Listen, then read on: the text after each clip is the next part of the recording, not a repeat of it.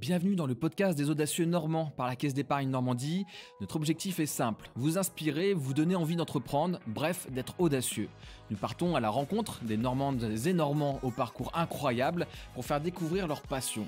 Romain Métairie est journaliste sport à Libération. Il va nous parler de son parcours et de son expérience au JO de Tokyo. Allez go! Bonjour Romain. Bonjour Ambroise. As-tu toujours eu cet objectif de devenir journaliste ? Ouais, j'ai quand même toujours eu envie de le faire depuis le début du collège. Ça a un peu commencé en faisant des comptes rendus des matchs de basket de mon équipe pour le journal local. Et donc ça, voilà, ça arrivait quand j'étais au collège et j'ai toujours eu envie de poursuivre dans cette voie-là. Et ça m'a amené pour l'instant au journalisme à Libération. Avec du recul sur ton parcours, qu'est-ce qui a été décisif pour arriver dans une rédaction aussi importante que Libération ? Le parcours scolaire est important. Le fait d'intégrer une grande école de journalisme, parce que je suis passé par l'Institut pratique du journalisme à Paris, aide quand même énormément, ouvre pas mal de portes pour pouvoir intégrer des grandes rédactions, parce que le métier, on nous avait pas mal prévenu, est quand même assez précaire, notamment au début pour espérer décrocher des jobs, des CDD. Je parle même pas encore de CDI, qui est un peu le Graal.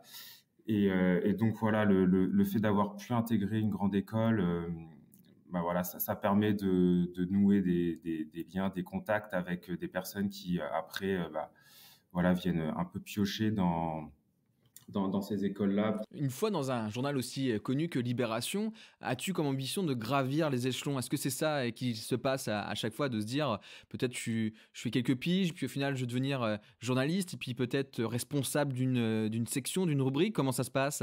Franchement, au début, on essaye tout simplement de décrocher des contrats ou des piges, juste de travailler en fait, parce que il y a énormément de demandes de la part de journalistes qui viennent d'intégrer le marché du travail, et assez peu de place, assez peu de postes. Donc au début, c'est vraiment on essaye juste de travailler dans des conditions plus ou moins décentes, et puis et être rémunéré de manière décente aussi. Donc et petit à petit, voilà, comme tu dis, on essaie de gravir les échelons. Est-ce que c'était évident que tu couvres les JO de Tokyo, où le choix se fait entre différents journalistes au sein même de la rédaction ? Alors non, c'était vraiment pour le coup loin d'être évident, parce que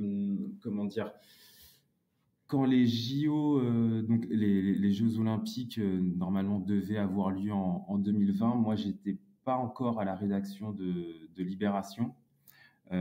J'y étais par le passé, mais du coup à ce moment-là j'étais ailleurs, quand en fait quand ils ont dû choisir les journalistes qui devaient partir pour Tokyo. Donc non, franchement c'était pas une évidence.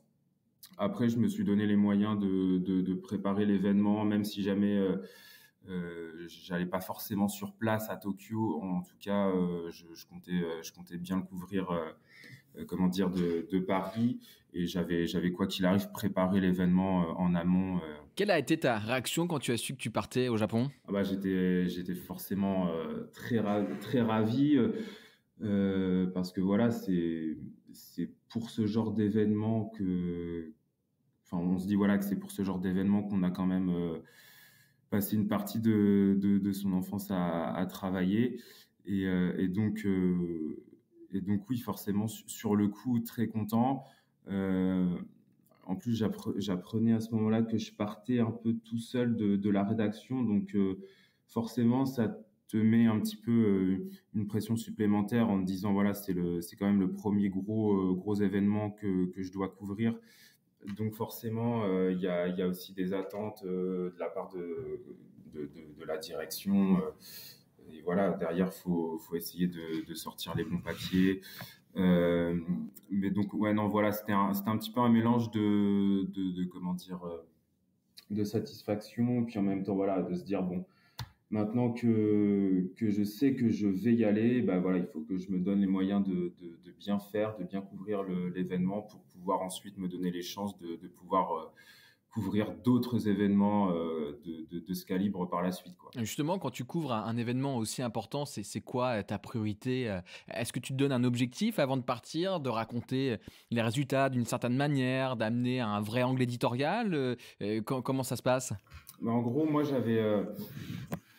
avant même de savoir si j'allais partir, j'avais, comment dire, dressé un petit peu une liste comment dire, d'articles, de sujets à traiter, enfin qu'on pouvait traiter, qui pouvaient correspondre en tout cas à la ligne éditoriale du journal. J'avais réfléchi à différents formats, que ce soit des portraits, des interviews un petit peu originaux que je comptais, quoi qu'il arrive, proposer à la direction. Qu'est-ce que tu retiens de cette expérience?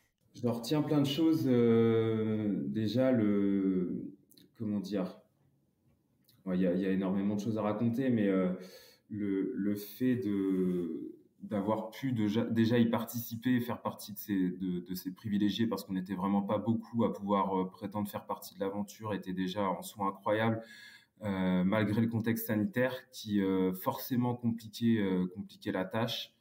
Malgré tout, on a quand même plutôt pu réussir à faire notre boulot, même si forcément les contraintes faisaient que voilà, c'était toujours plus compliqué d'écrire, de rendre les papiers, enfin de trouver les personnes, de pouvoir les interroger. Tout était toujours plus long, mais en même temps, ça nous obligeait à nous adapter. Donc, je trouvais ça hyper formateur de pouvoir bosser dans ces conditions, même si elles n'étaient pas idéales.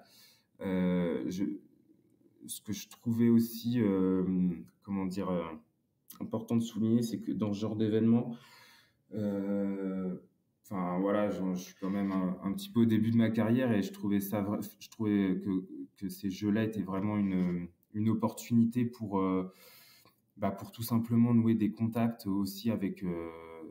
Enfin, c'est une formidable opportunité de pouvoir nouer des contacts non seulement avec le milieu avec les athlètes, l'encadrement, mais aussi les collègues journalistes qui viennent du monde entier, même les collègues français.